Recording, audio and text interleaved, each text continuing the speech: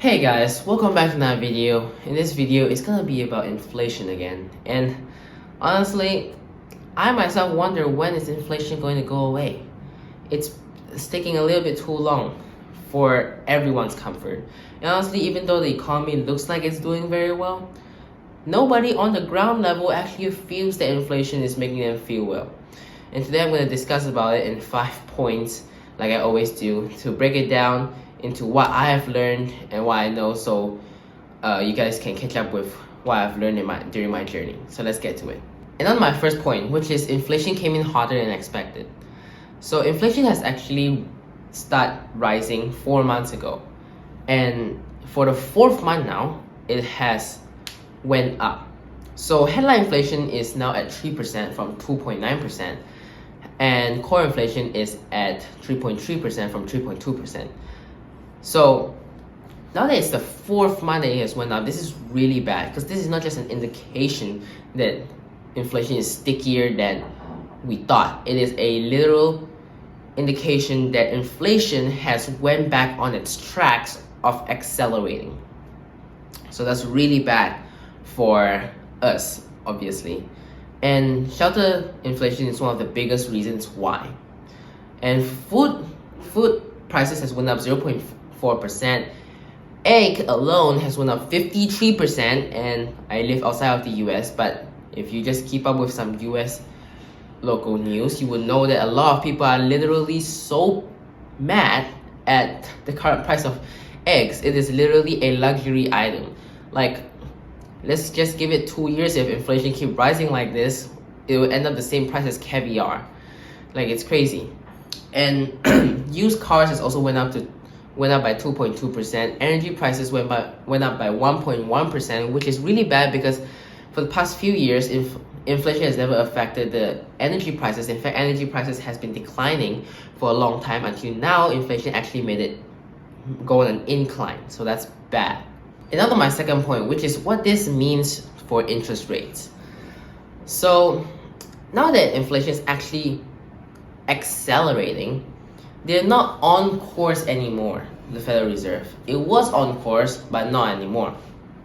So they're gonna have a change of plans of not cutting interest rates. Last year, we really went up and down on whether we should cut interest rates or not, and the Federal Reserve was really contemplating. But now, even until this year, it is very clear that they shouldn't cut interest rates.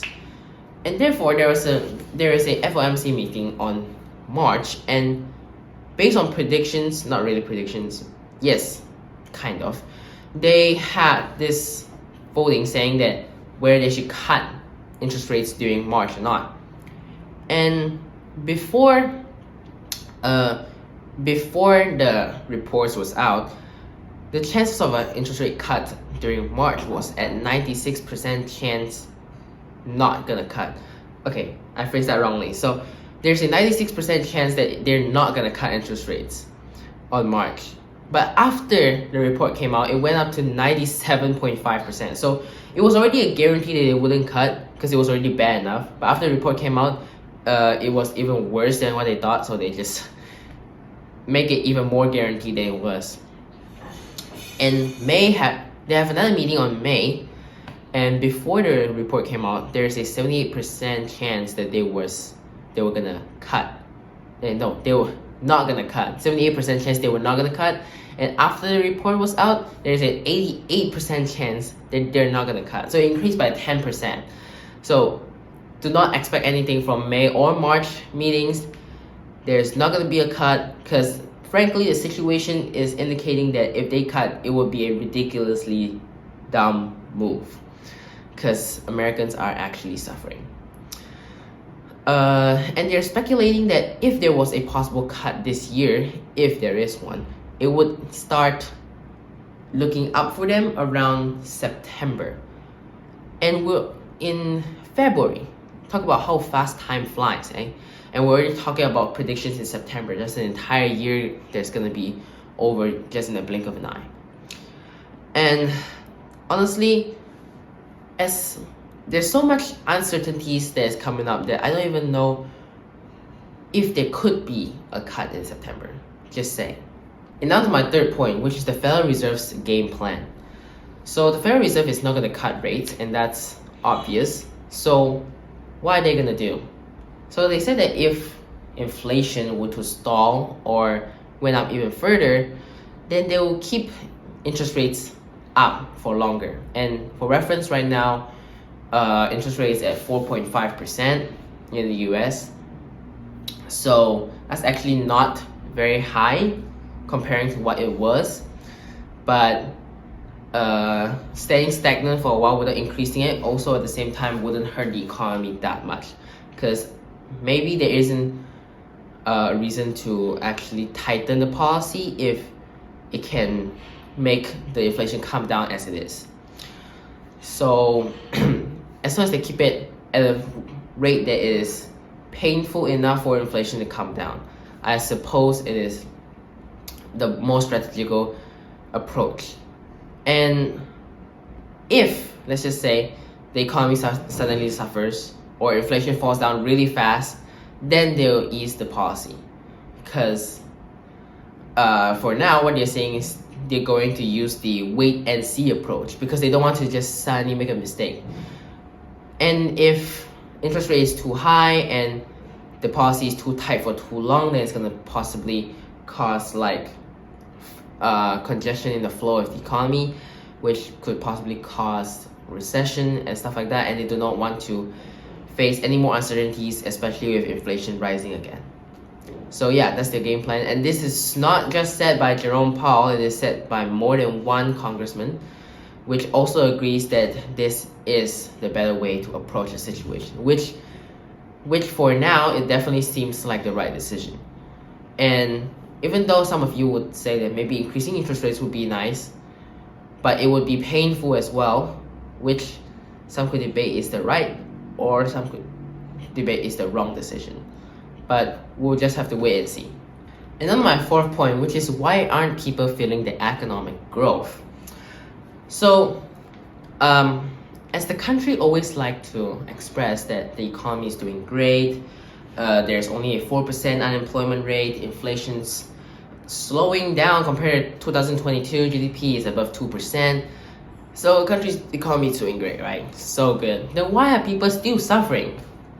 Why are people struggling to buy groceries? Well, now that I phrased it like that, it's a pretty simple answer, since I've made an entire video in this video talking about inflation. So yes, it is about inflation, and it has been, and inflation is still here. As long as inflation exists, it means that prices are still going up. It never goes down. So as long as it goes up, right, it will more or less over time affect the people. But what's worse is that throughout the past few years, inflation has been really bad. So the wound is still fresh, I could say. It is, the effects are still there, because past inflation, right, it doesn't just go away. It doesn't, just because inflation was at, let's just say 5% of a while ago, and now that it's at 2%, doesn't mean that, oh, the prices went down. No, the prices actually went up 5%, and now it's still going up by 2%. So the thing is, inflation is still hurting, even though I guess based on stats for the country, it is doing great, but for most people, it is not. Honestly, I just thought about how bad inflation was, and I just came up with an idea. What if the entire world just agreed upon that everything becomes cheaper just like that?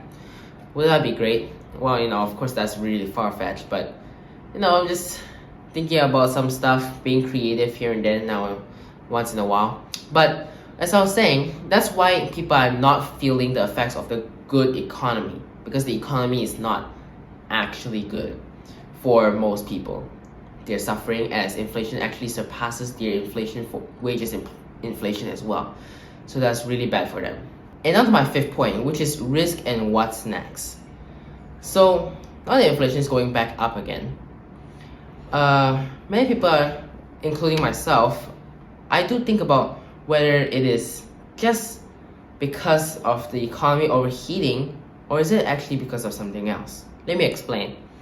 So for the past few years, inflation has went up because there was a point of time where interest rate was too low, which spiked spending, So much so that everyone is spending a lot and cost inflation overheat to an extreme extent, which is why it took so long for us to even fix this inflation problem.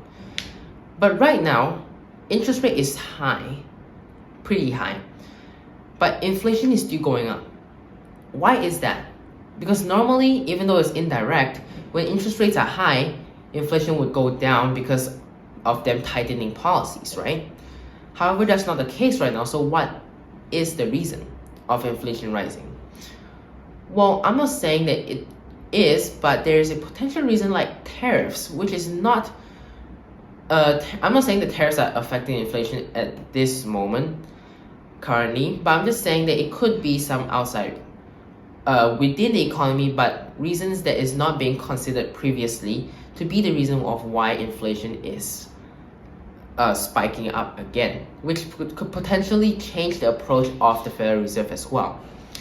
Which, if you guys want me to talk about these different factors that could potentially cause inflation, you guys can also comment down below, and I'll see if I can find out anything about it as well, because I'm also in the learning process of trying to find out what's going on.